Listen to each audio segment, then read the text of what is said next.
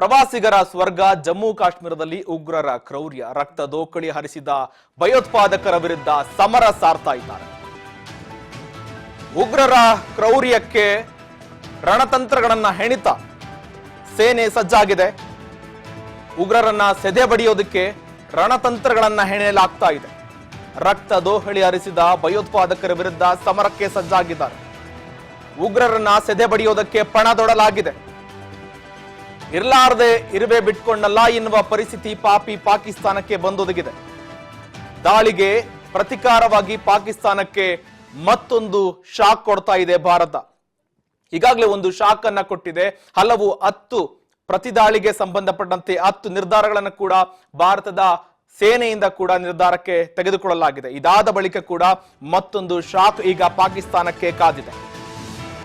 ಈಗಾಗಲೇ ಪಾಕಿಸ್ತಾನದ ಜೊತೆಗಿನ ಎಲ್ಲಾ ಸಂಬಂಧಗಳು ಬಂದ್. ಪಾಕಿಗಳ ಜೊತೆಗಿನ ಎಲ್ಲಾ ಸಂಬಂಧ ಈಗಾಗಲೇ ಬಂದ್ ಆಗಿದೆ. ಭಾರತದ ಮಹತ್ವ ತೀರ್ಮಾನಕ್ಕೆ ಪಾಕಿಸ್ತಾನ ಪ್ರಜೆಗಳು ವಿಲವಿಲ ಅಂತ ಒದ್ದಾಡ್ತಾ ಇದ್ದಾರೆ. ಅವರ ಸರ್ಕಾರದ ವಿರುದ್ಧವಾಗಿ ಅಲ್ಲಿನ ಪ್ರಜೆಗಳು ಧ್ವನಿ ಎತ್ತುತ್ತಾ ಇದ್ದಾರೆ. ಪಾಕ್ ಸರ್ಕಾರದ ವಿರುದ್ಧವಾಗಿ ಧ್ವನಿ ಎತ್ತುತ್ತಾ ಇದ್ದಾರೆ. ಪಾಕಿಗಳ ಜೊತೆಗಿನ ಎಲ್ಲಾ ಸಂಬಂಧ ಈಗಾಗಲೇ ಭಾರತ ಸರ್ಕಾರದಿಂದ ಏನು ಸಂಬಂಧ ಈಗಾಗಲೇ ಖುಲಾಸಿ ಆಗಿದೆ. ಯಾವುದೇ ಸಂಬಂಧಗಳು ಇನ್ನು ಮುಂದೆ ಇರೋದಿಲ್ಲ. ಈಗಾಗಲೇ LOC ಗಡಿಗೆ ಸಂಬಂಧಪಟ್ಟಂತೆ, ಸಿಂಧೂ ನದಿ ನೀರಿಗೆ ಸಂಬಂಧಪಟ್ಟಂತೆ, ವೀಸಾಗೆ ಸಂಬಂಧಪಟ್ಟಂತೆ, ವಾಯುವಿಹಾರಕ್ಕೆ ಸಂಬಂಧಪಟ್ಟಂತೆ ಎಲ್ಲಾ ಒಪ್ಪಂದಗಳು ಬಂದಾಗಿದೆ. ಭಾರತದ ಮಹತ್ವದ ತೀರ್ಮಾನಕ್ಕೆ ಪಾಕಿಸ್ತಾನದ ಪ್ರಜೆಗಳೇ ತಮ್ಮ ಸರ್ಕಾರದ ವಿರುದ್ಧವಾಗಿ ಧ್ವನಿ ಎತ್ತುತ್ತಾ ಇದ್ದಾರೆ. ಪಾಕ್ಗೆ ಗುನ್ನ ಮೇಲೆ ಗುನ್ನ ಇಡ್ತಾ ಇದೆ ಭಾರತ. ಇದನ್ನ ಸಹಿಸಿಕೊಳ್ಳೋದಕ್ಕೆ ಆಗ್ತಾನೆ ಇಲ್ಲ. ಸುಮ್ಮನೆ ಇದ್ದ ಸಿಂಹವನ್ನ ತೊಡವಿದ್ರೆ ಯಾವ ರೀತಿಯಾಗಿ ಪ್ರತಿರೋಧವಾಗಿ ಕೌಂಟರ್ ಅನ್ನ ಅಟ್ಯಾಕ್ ಮಾಡುತ್ತೋ ಅದೇ ರೀತಿಯಾಗಿ ಭಾರತ ಈಗ ರಣತಂತ್ರಗಳನ್ನ ಹೆಣಿತ ಪಾಕಿಸ್ತಾನಕ್ಕೆ ಗುನ್ನ ಕೊಡ್ತಾ ಇದೆ. ಈಗ ಭಯೋತ್ಪಾದಕರ ವಿರುದ್ಧವಾಗಿ ಭಾರತ ಸಮರ ಸಾರ್ತಾ ಇದೆ. ಹಾಗಾದ್ರೆ ಪಾಕ್ಗೆ ಭಾರತ ಯಾವ ರೀತಿಯಾಗಿ ಗುನ್ನ ಇಟ್ಟಿದೆ ಅನ್ನೋದನ್ನ ನೋಡೋದಾದ್ರೆ, ಈಗಾಗಲೇ ಇಂಡೀಸ್ ನದಿ ನೀರು ಒಪ್ಪಂದ ಕೂಡ ಈಗಾಗಲೇ ಸಸ್ಪೆಂಡ್ ಆಗಿದೆ. ಭಯೋತ್ಪಾದಕರ ವಿರುದ್ಧ ಸಮರ ಸಾರೋದಕ್ಕೆ ಒಂದು ನದಿ ನೀರಿನ ಸಂಬಂಧ ಕೂಡ ಖುಲಾಸಿ ಆಗಿದೆ. ಎಲ್ಲಾ ವೀಸಾ ರದ್ದು ಆಗಿದೆ. ಹಿಂದೆ ಏಪ್ರಿಲ್ 27ರ ಒಳಗೆ ಎಲ್ಲರೂ ಕೂಡ ದೇಶ ಬಿಡಬೇಕಾದ ಪರಿಸ್ಥಿತಿ ನಿರ್ಮಾಣವಾಗಿದೆ.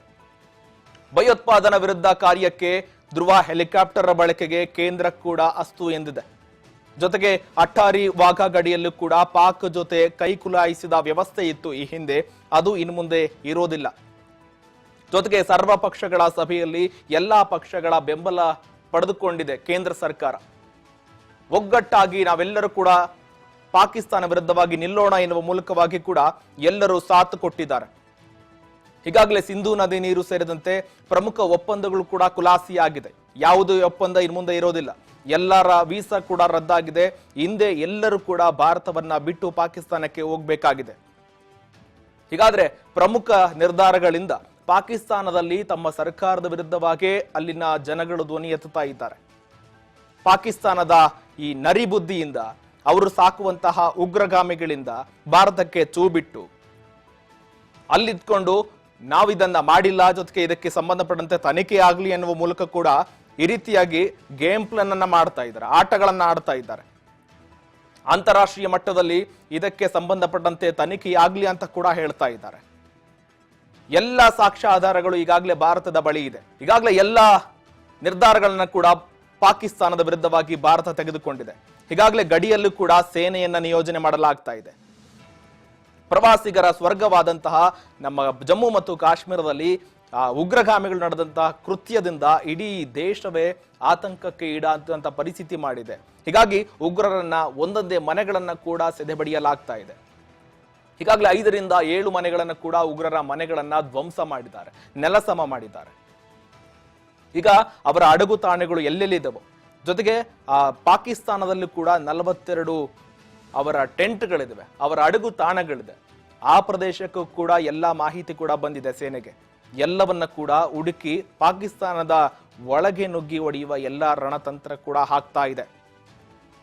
ಈಗಾಗಲೇ ಎಲ್ಲ ಪ್ರಮುಖ ನಿರ್ಧಾರಗಳನ್ನ ಕೂಡ ತೆಗೆದುಕೊಳ್ಳಲಾಗಿದೆ. ಸರ್ವ ಪಕ್ಷದ ಸಭೆಯಲ್ಲೂ ಕೂಡ ಎಲ್ಲಾ ನಾಯಕರು, ಸರ್ವ ಪಕ್ಷದ ಎಲ್ಲಾ ಪಕ್ಷದ ನಾಯಕರು ಕೂಡ ಕೇಂದ್ರ ಸರ್ಕಾರದ ಬೆಂಬಲವಾಗಿ ನಾವು ನಿಲ್ತೇವೆ, ನೀವು ಯಾವ ನಿರ್ಧಾರವನ್ನಾದರೂ ತೆಗೆದುಕೊಳ್ಳಿ ಅಂತ ಕೂಡ ಸಾಥ್ ಕೊಡ್ತಾ ಇದ್ದಾರೆ.